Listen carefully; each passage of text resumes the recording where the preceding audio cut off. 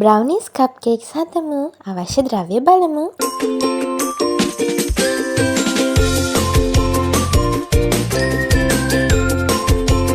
භාජනයක් අරගෙන අපි ඒකට මුලින්ම සීනි දාගන්නවා. ඊට පස්සේ මේකට බිත්තර දෙකක් දාගන්නවා. ඊට පස්සේ මේක හොඳට බීට් කරගන්නවා. බීට් එකක් නැත්නම් ඔයගොල්ලන්ට පුළුවන් මේක විස්ක් එකක් ආධාරයෙන් බීට් කරගන්න. මෙන්න මේ වගේ ක්‍රීම් එකක් වෙනකම් බීට් කරගන්න ඕන. ඊට පස්සේ අපි මේකට හලාගත්ත කොකෝ පවුඩර් සහ පාන් පිටි එකතු කරගන්නවා. නැවතත් හොඳට මේක බීට් කරගන්නවා. ඊට පස්සේ අපි දිය කරගත්ත බටර් එකතු කරගන්නවා. බටර් මේකට එකතු කරගත්තේ බටර් එක හොඳට නිවිලා තියෙන්න ඕන. ඊට පස්සේ අපි වැනිලා එකතු කරගන්නවා. නැවතත් අපි මේක බීට් කරගන්නවා.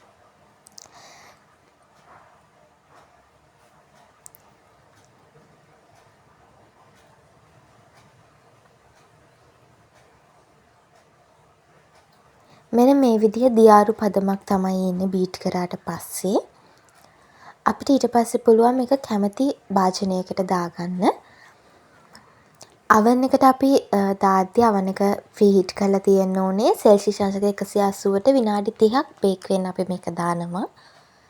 මේ ඔයගොල්ලන්ට පේන්නේ බේක් වුණාට පස්සේ හරිම soft එකට තියෙනවා. ඔයගොල්ලොත් හදලා රස බලන්න.